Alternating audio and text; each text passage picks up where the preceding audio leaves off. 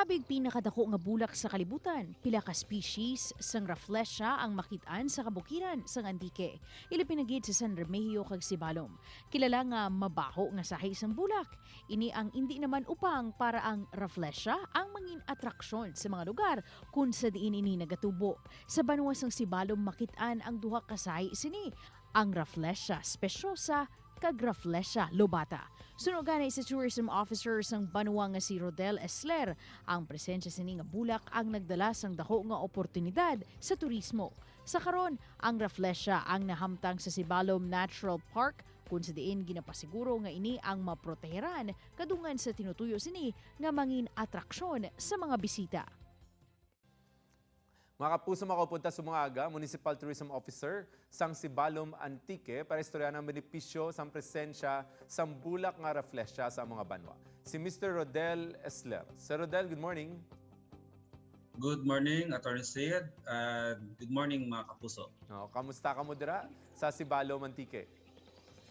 Sa kadya, medyo nag-struggle kita ng tungod kang pandemya, pero sa gihapon, nag-strive kita nung magiging free man ang aton nga banwa, ang amon nga banwa against sa COVID-19.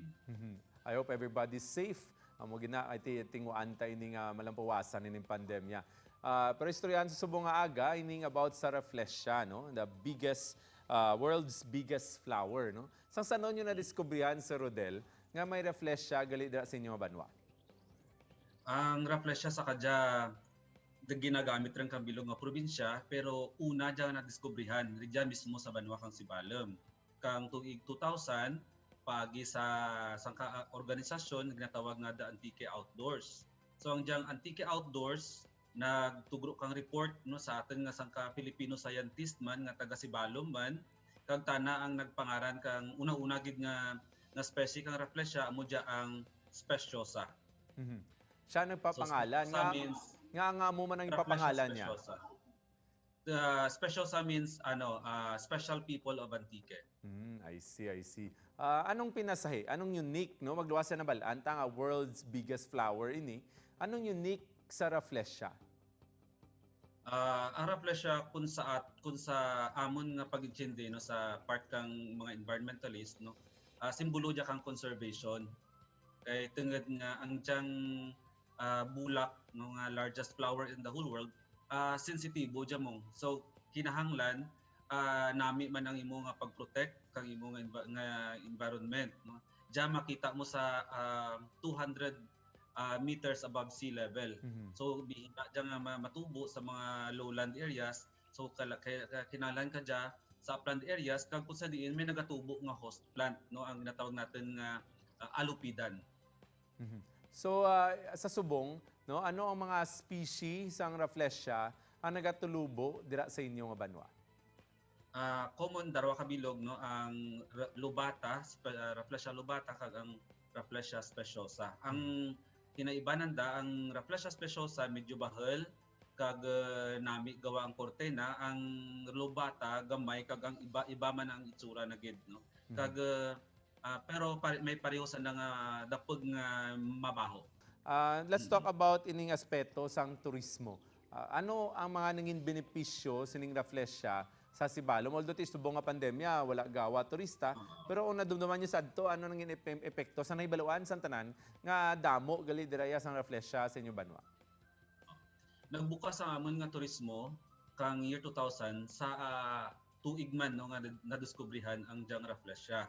Kag pagi sa Rafflesia speciosa, duro nga mga oportunidad nung nagmatamat katuhaw, mga proyekto nga nagmatamat tuhaw, na pabaskag naman ang amon yung mga bantay gubat, ang amon yung mga forest guards, ang pag-manage natin ng Sibalom Natural Park. Ang inyong mensahe na lang sa ato, no, sa mga kauturan naton, to basically understand no, the value of these kinds of plants, no, ang ining mga pinasay and rare, no, labi na nga makitaan ini sa Sibalom.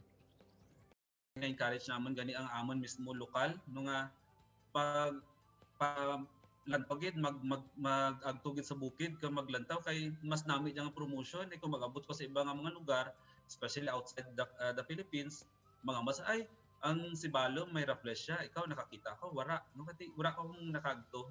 So mas nami gid nga kita mismo nga mga taga-Panay, Region 6, makalantaw man kang Rafflesia. Salamat Gerd Sir Rodel sa pagpakilala sa amon sining Rafflesia kag sang inyo ginapabugal dira kag hopefully no nainganyo ang kadamaan. Ako personally I'd like to visit the mountains of Sibalom one of these days. Thank you very much Sir Rodel. Duruman nga salamat, attorneys, sa oportunidad na gitugro pa namin, especially sa LGU Sibalom, kag sa aton mga kapuso na kamati. Yan. O, mga puso, dugang impormasyon kag good vibes. Sa pagbalik sa GMA Regional TV Early Edition. Ini ang GMA Regional TV Early Edition.